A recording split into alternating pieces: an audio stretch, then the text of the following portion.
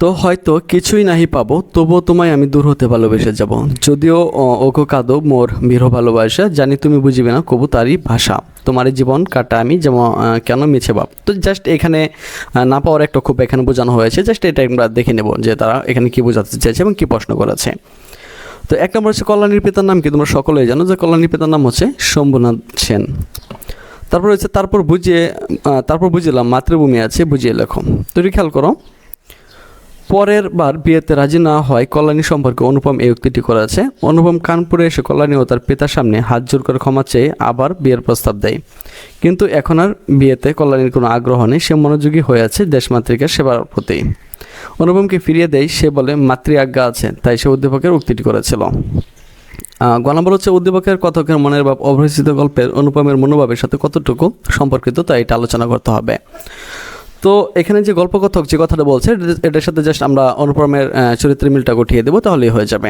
তো খেয়াল করো, উদ্দীপকের কবিতাংশ ও অপরিচিত গল্পের অনুপম একই সূত্রে গাথা, কারণ দুজনের মধ্যে রয়েছে প্রিয়জনকে না পাওয়ার বেদনা। দেখছো যেটা বলছিলাম সেটাই, জাস্ট একটু বুঝে চেষ্টা করো, মানে বুঝে লেখার চেষ্টা করবো, তাহলেই হবে। তো অপরিচিত গল্পের অনুপম দুর্ভাগ্যজনকভাবে তার মনের মানুষকে হারায়, যার জন্য পরবর্তী সময়ে তাকে আক্ষেপ ও হাহাকার করতে হয়েছে। জীবন ও বাস্তবতা মানসিক অবস্থায় তাকে চরম বাস্তবতার সম্মুখীন করে। অনুপম তার বাগদত্তাকে হারালো, সে ছিল কল্যাণীর লোকের মানুষই বা কল্পলোকের মানুষই। বিবাহের সম্ভাবনা নাচক হলো, সে তাকে বলতে পারে। তো আমাদের ফেসবুক গ্রুপ হচ্ছে যেটা BD study apps by Abdullah, আর আমাদের ফেসবুক পেজ হচ্ছে যেটা বিডি স্টাডি অ্যাপস। তো তুমি চাইলে এগুলোতে অ্যাড হয়ে যেতে পারো, তো অ্যাড হলে আমাদের সম্পর্কে অনেক কিছু জানতে পারবা। তো তোমাদেরকে দেখিয়ে দিচ্ছি যে 2025 সালে আমাদের সেশন থেকে কেমন পড়েছিল। তো আমি প্রথমে সেকেন্ড ইয়ারটা দেখিয়ে দিচ্ছি, তো একটু দেখে থাকো। তো আমি তোমাদেরকে প্রথমে একটু দেখিয়ে দিই যে আমাদের সেশনটা কেমন কেমন পড়েছিল, ঠিক আছে। আমি প্রথমে ইংলিশটা দিয়ে শুরু করি।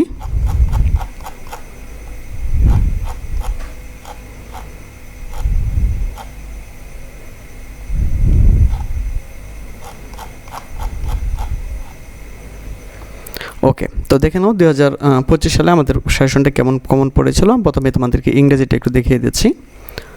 তো একটু কমেন্টগুলো দেখে নাও যে অনেক ভালো হয়েছে ভাইয়া, থ্যাংক ইউ সো মাচ, অনেক কমন পড়েছিল, এ প্লাস, আলহামদুলিল্লাহ স্যার অনেক ভালো কমন পেয়েছি, দারুণ। তো এখানে দেখো অনেক কমেন্ট রয়েছে, ঠিক আছে, তোমরা এখান থেকে দেখে নিতে পারো, ঠিক আছে। একটু দেখে নাও যে শুক্রিয়া, আলহামদুলিল্লাহ অনেক বেশি কমন পড়েছিল, ঠিক আছে। ওকে, তো এবার আমরা দেখি যে কে কীরকম আমাদেরকে রিভিউ দিয়েছে, তাদের রেজাল্টটা কেমন হয়েছে। আমরা তোমাদেরকে কিছু রেজাল্টটা দেখাই। তো এখানে কিন্তু তারা এই ক্লাসগুলো করেছিল গত বছর। তো আমি সরাসরি চলে যাচ্ছে তোমাদেরকে রেজাল্টটা একটু দেখাই। এই যে 2025 সালে কে কত পয়েন্ট পাইছিল, তো এটা একটু তোমাদেরকে দেখাই। তো দেখো 4.79, 4.38, 4.25, 4.21, 4.63, 4.04, অর্থাৎ তোমরা এখানে দেখো 4 পয়েন্টের নিচে কিন্তু কারোর রেজাল্ট নেই। তো এখানে কিন্তু সবাই কমেন্ট করেও নাই। আর এর মূল কারণ ছিল তারা আমাদের সেশনগুলো নিয়েছিল এবং তারা এখান থেকে আমাদের অনলাইনে ক্লাসগুলো করেছিল। তো পূর্বের নেই কিন্তু আমাদের এবারও অনলাইনে ক্লাসগুলো চলতেছে। তো তোমাদেরকে যদি আমরা একটু দেখাই, তো হয়তো বা অনেকেই করবা কি, তোমাদেরকে এখানে ব্যাচটা দেখানোর পরে ইচ্ছা মতন তোমরা এখানে রিকোয়েস্ট পাঠানো শুরু করবা, কিন্তু কোনো লাভ নেই। এখানে আমরা যদি তোমাকে অ্যাপ্রুভ না দিই তাহলে তুমি এখানে ঢুকতে পারবে না, ঠিক আছে। দেখো তোমাদের 2026 সালে অলরেডি কিন্তু এখানে ক্লাস চলতেছে, অলরেডি তোমাদের 75 জন মেম্বার কিন্তু এখানে এডমিশন নিয়েছে। তো তারা কিন্তু এখানে ক্লাসগুলো করতেছে, ঠিক আছে। এখানে হিসাব বিজ্ঞান ক্লাস করতেছে, ইংরেজি ক্লাস করতেছে, সব ক্লাসগুলো কিন্তু এখানে করতেছে। তো তুমি যদি আমাদের এখানে এডমিশন নাও তাহলে কিন্তু তোমাকে ওইখানে আমরা অ্যাড করে দেবো, এর ফলে তুমি কিন্তু এখান থেকে ক্লাসগুলো করতে পারবা। তো আশা করি বিষয়টি তোমাদেরকে বোঝাতে পেরেছি। তো যারা এখানে ক্লাসগুলো করতে চাও তারা সরাসরি আমাদের সাথে কন্ট্যাক্ট করতে পারো। দেবক্রমে তার অপরিচিত মানুষের সঙ্গে তার সাক্ষাৎ ঘটার পরে তাকে না পাওয়ার জন্য ব্যাকুল হয়েছে। উদ্দীপকের ঘটনা প্রবাহের সামান্য প্রকাশিত হয়েছে। কথকের কবিতাংশে যে আভাস পাওয়া যায়, অপরিচিত গল্পেও প্রেমিক হৃদয়ের আক্ষেপ প্রকাশিত হয়েছে। এভাবে উদ্দীপকের কবিতা ও অপরিচিত গল্পের অনুপমকে একই সূত্রে গেঁথেছে। তো আমাদেরকে গ নম্বরে আরেকটা প্রশ্ন দেওয়া হয়েছে যে উদ্দীপক অপরিচিত গল্পের আংশিক বা প্রতিফলিত হয়েছে, বিশ্লেষণ করো। হ্যাঁ, এখানে শুধু অনুপম এবং যে গল্পকথক আছে বা যিনি মূলত কবিতা আকারে লিখছেন তাদের কিন্তু মূল ভাবটা এখানে ফুটে উঠেছে, কিন্তু কল্যাণীর কোনো বিষয়বস্তু কিন্তু এখানে ওইভাবে ফুটে ওঠেনি। তো একটু খেয়াল করো, উদ্দীপক অপরিচিত গল্পের আংশিক ভাগ ফুটে উঠেছে, তুমি যদি এতটুকু লিখতে পারো এই জন্য তুমি 1 নম্বর পেয়ে যাবা। তারপরে এই গল্পে অপরিচিত মানুষের প্রতি প্রেমময় হৃদয়ের ব্যাকুলতা ফুটে উঠেছে। গল্পের নায়িকা কল্যাণী গল্পজোড়া নায়ক অনুপমের কাছে অপরিচিত হয়ে রয়ে যায়। অনুভবের একটি উক্তি দ্বারা তা আরও স্পষ্ট হয় যখন সে বলে, ওগো অপরিচিতা, তোমার পরিচয় শেষ হইল না, শেষ হইবে না, কিন্তু ভাগ্য আমার ভালো এই জায়গা পাইয়াছি। তো অনুপমের এই উপলব্ধির কারণ হলো শেষ পর্যন্ত সে কল্যাণীকে জয় করতে পারেনি। সে বিয়ের আসর হতে উঠে চলে আসা, আর পরবর্তী সময়ে কল্যাণীর বিয়ে না হওয়ার প্রতিকার ফলে কল্যাণী অনুপমের কাছে আর অধরা থেকে যায়। এর পাশাপাশি অপরিচিত গল্পে ফুটে উঠেছে যৌতুক প্রথা, যা আমাদের সমাজে আজও বিদ্যমান। মূলত যৌতুক প্রথার কারণে কিন্তু এই বিয়েগুলো ভেঙে গিয়েছিল। এর বেশি উদ্দীপক থেকে আমরা কেবলমাত্র নায়কের অনুসূচনা দেখতে পাই। নায়কের প্রতি তার কোনো বিরহ ফুটে উঠেছে, কিন্তু কবিতাংশের কোথাও নায়কের পরিণতি এবং যৌতুকের কথা বলা নেই, তাই উদ্দীপকটি আংশিকভাবে ফুটে উঠেছে।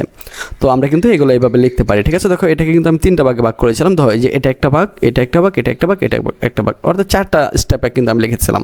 জাস্ট তোমরা এবার ফাঁকা করে লিখবা, তাহলে স্যার অনেক খুশি হবে। তো বিষয়টি তোমরা বুঝতে পেরেছ। এরপর চলে যাবো আমি 52 দিনগুলোতে, কারণ সকল প্রশ্ন তো আর করে দেখানো সম্ভব না। কয়েকটা জাস্ট আমি তোমাদেরকে দেখিয়ে দিচ্ছি যে তোমরা মূলত এইভাবে লিখবা। হ্যাঁ, আর তারা উদ্দীপকটা বানিয়ে দেবে, যে এই জন্য কিন্তু আমি এখানে কোনো উদ্দীপক ব্যবহার করিনি, কারণ আমি এখানে যে উদ্দীপক ব্যবহার করতাম আমাদের সেশনে, তাহলে কিন্তু এটা অনেক বড় হয়ে যেত।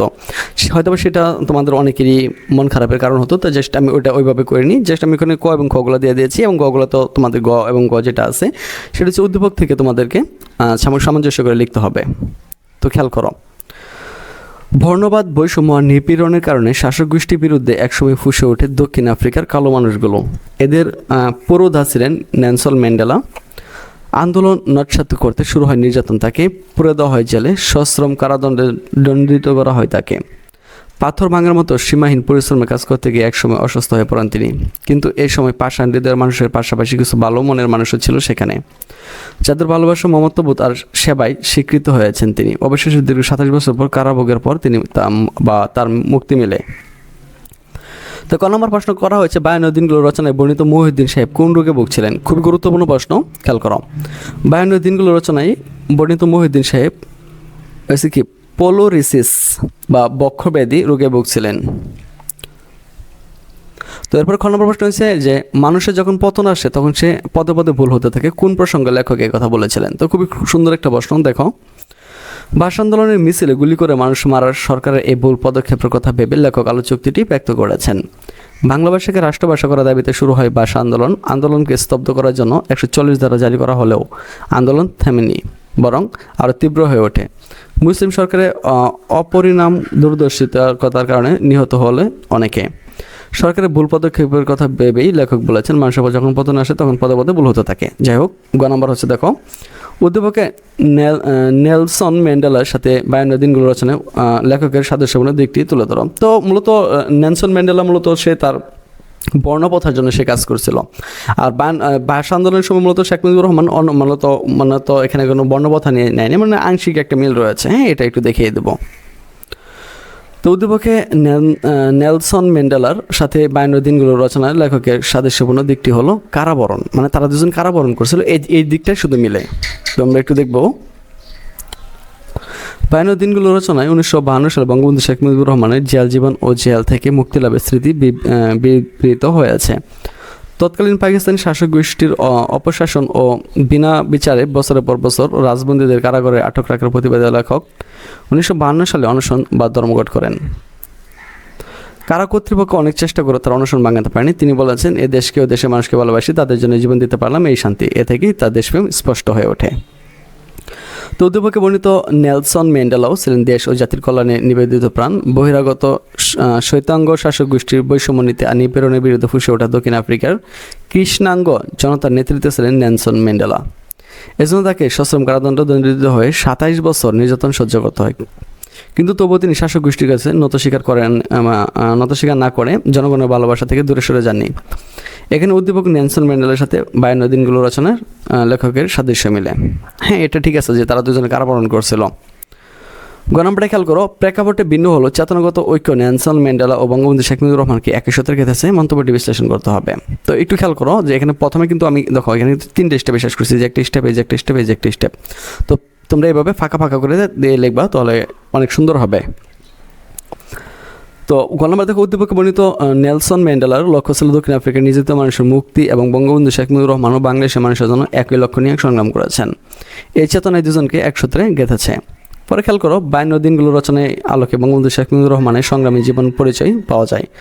বাংলাদেশ ও বাঙালি জাতির জন্য তিনি নিজের জীবনকে উৎসর্গ করে দিয়েছিলেন।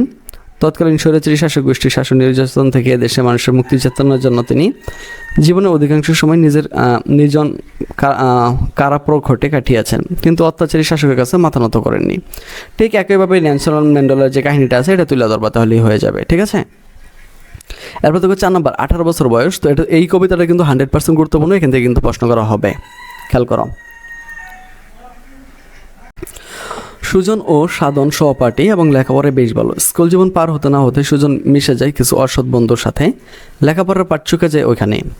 তার নাম শুনলে মানুষ আঁতকে ওঠে। অপরদিকে সাধন বিশ্ববিদ্যালয়ে পড়েছে, ভাষা আন্দোলন শুরু হলে সে তাতে ঝাঁপিয়ে পড়ে। মিছিলে সে নেতৃত্ব দেয়, সংগৃহীত করে সহপাঠীদের, আর প্রতিজ্ঞা করে জীবন দেওয়া হলো মাতৃভাষার মান রক্ষা করবেই। কোন বয়সের দুঃসাহসেরা উকি দেয়? তো উত্তর হচ্ছে 18 বছর বয়সে, তোমরা সকলে জানো। পরে দেখো, বাষ্পের বেগে স্টিমারের মতো চলো, একথা দিয়ে সুকান্ত ভট্টাচার্য কি বোঝাতে চেয়েছেন? বাষ্পের বেগে স্টিমারের মতো চলো, একথা দিয়ে সুকান্ত ভট্টাচার্য 18 বছর বয়সী তরুণদের চলার গতিকে নির্দেশ দিয়েছেন। দেশ জাতি ও মানবতার জন্য যুগে যুগে তরুণরা তাদের প্রাণের অমিত তেজ শক্তি নিয়ে এগিয়ে গেছেন সম্মুখ পানে। জীবনের ঝুঁকি নিয়ে তারা দাঁড়িয়ে আছে সমস্ত বিপদ মোকাবেলায়। বাষ্পের বেগে স্টিমার যেমন দ্রুত সামনের দিকে এগিয়ে যায় তার নির্দিষ্ট গন্তব্যে পৌঁছাবার জন্য, তেমনি 18 বছর বয়সী তরুণেরা তাদের তারুণ্য শক্তি নিয়ে অজানাকে জানার জন্য দেশ ও জনগণের মুক্তি ও কল্যাণের সংগ্রামে এগিয়ে যায়। কোনো অপশক্তি তাদেরকে এই চলার গতিকে রুদ্ধ করতে পারে না। অনেক সুন্দর একটি প্রশ্ন, তাই না? গ নম্বর, অধ্যাপকের সুজনের মাঝে 18 বছর বয়স কবিতায় কোন দিকটি প্রতিফলিত হয়েছে? ভালো করে খেয়াল করো। অধ্যাপকের সুজনের মাঝে 18 বছর বয়স কবিতার 18 বছরের নেতিবাচক দিকটি তুলে ধরা হয়েছে। 18 বছর বয়স কবিতায় কবি বয়সন্ধিকালে এ বয়সে মানুষের কৈশোর পদার্পণ করে। বয়সে উত্তেজনার প্রবল আবেগ উচ্ছ্বাসে আবার সমাজ জীবন বিকার অসুস্থতা অভিঘাতে হয়ে উঠতে পারে ভয়ঙ্কর। বিকৃতি পর্যায়ে অজস্র ক্ষত বিক্ষত নিঃশেষ করে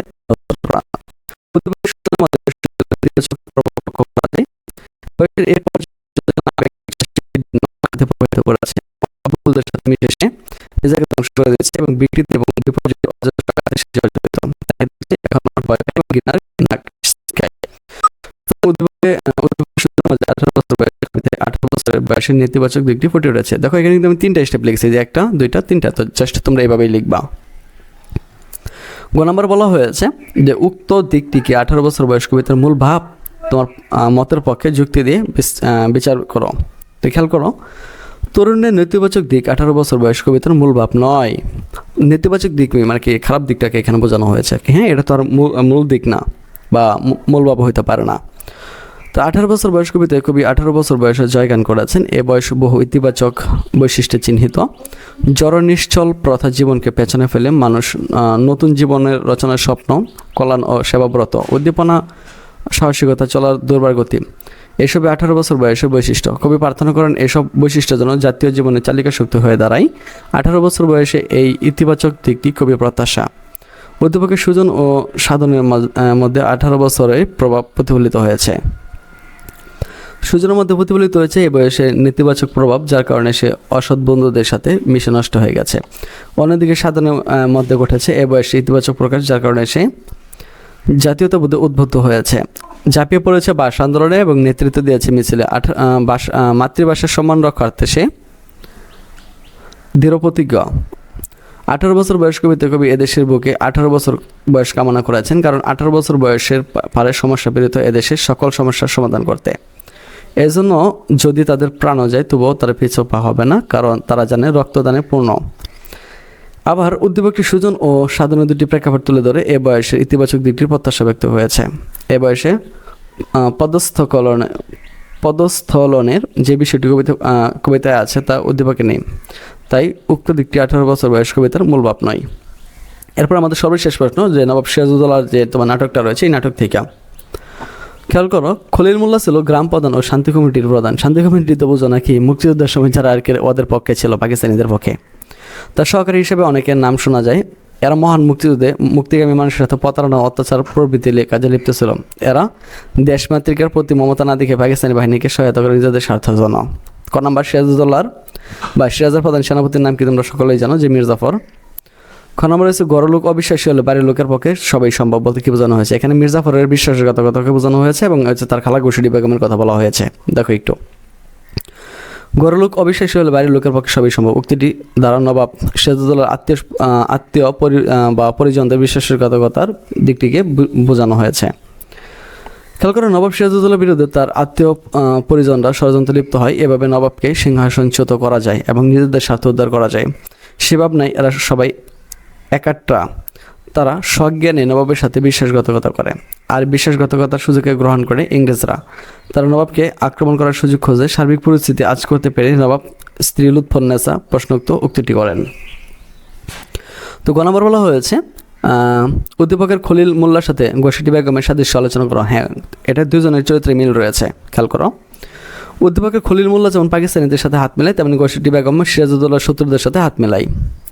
তো ঘসেটি বেগম নবাব আলীবর্দী খানের জ্যেষ্ঠ কন্যা। তার একমাত্র পালিত পুত্র একরাম উদ্দৌলা বসন্ত রোগে অকালে মারা যায়। নবাব আলীবর্দী খানের মৃত্যুর পর সিরাজউদ্দৌলা নবাব হিসেবে অধিষ্ঠিত হন। সিরাজউদ্দৌলার উত্থান ঘসেটি বেগম মেনে নিতে না পেরে সিরাজের শত্রুদের সাথে হাত মিলিয়ে তার পতন ঘটায়। আর অন্যদিকে উদ্দীপকের খলিল মোল্লা গ্রাম প্রধান ও শান্তি কমিটির প্রধান, সে দেশের লোক হয়ে পাকিস্তানিদের সাথে হাত মিলায় এবং মুক্তিকামী মুক্তিযোদ্ধাদের অত্যাচার করে। ঘটনাটি ঘসেটি বেগম সিরাজের নিকট আত্মীয় হওয়া সত্ত্বেও শত্রুপক্ষের সাথে হাত মিলিয়ে পতন ঘটায়। তাই বলা যায় শত্রুপক্ষের সাথে হাত মিলানোর দিক থেকে খলিল মোল্লা ও ঘসেটি বেগমের একই রূপের বা একই সাদৃশ্যপূর্ণ।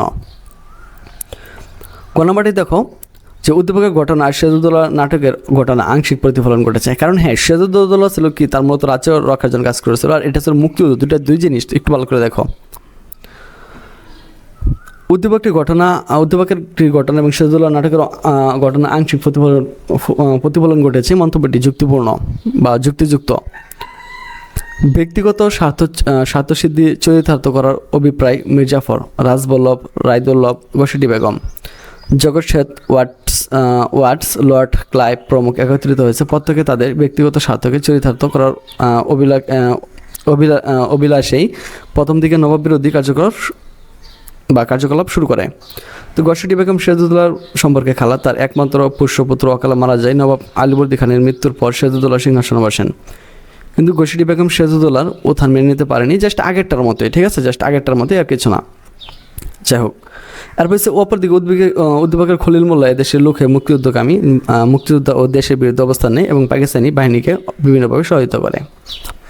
তো সিরাজউদ্দৌলা নাটকের নেতিবাচক চরিত্র ঘসেটি বেগম। তার চক্রান্তের কারণে সিরাজের পতন ঘটে বলে অনেকের ধারণা। তাছাড়া সেনাপতি মির্জাফর, রাজবল্লভ, রায়দুল্লভ, জগৎ শেঠের নানা চক্রান্ত বিদ্যমান ছিল। আবার উদ্দীপকের খলিল মোল্লা এদেশের মানুষ হয়েও সে নিজেদের সাথে পাকিস্তানিদের সাথে হাত মিলিয়ে মুক্তিকামী মানুষের প্রতি অত্যাচার করে। তাই বলা যায় উদ্দীপকটি ঘটনার সিরাজউদ্দৌলার ঘটনার আংশিক প্রতিফলন ঘটেছে। এই উক্তিটি যুক্তিযুক্ত। তো আশা করি তোমরা এগুলো বুঝতে পেরেছো। এর পরবর্তীতে আমাদের মূলত ব্যাকরণ চলে আসবে, আর এরপর আমরা ব্যাকরণের পর যেটা করবো সেটা রচনার একটা ক্লাস দিয়ে দেবো। আর যদি বলো যে স্যার রচনা লাগবে না, রচনা আমরা সরাসরি পিডিএফ চাই, তাহলে তোমাদেরকে সেটা পিডিএফ দিয়ে দেওয়া হবে।